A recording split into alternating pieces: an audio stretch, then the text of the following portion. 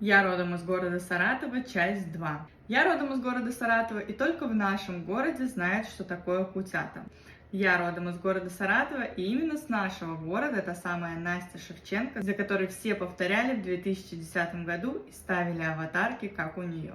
Я родом из города Саратова, и этот город никак и никаким образом не относится к Самаре. Я родом из города Саратова, и именно в нашем городе производят самый лучший майонез, который называется саратовский провансаль. У меня родственники с Киргизии, когда приезжали в Саратов, они закупали просто ведрами банки майонеза и увозили с собой. Я родом из города Саратова, и только в нашем городе прокричит вам самый лучший тост вашей жизни Вовка Чирик за 100 рублей. Сокол! Саратов! Чемпион! Я родом из города Саратова, и это действительно не миф, то, что в Саратове рождаются самые красивые девушки. А что добавишь ты?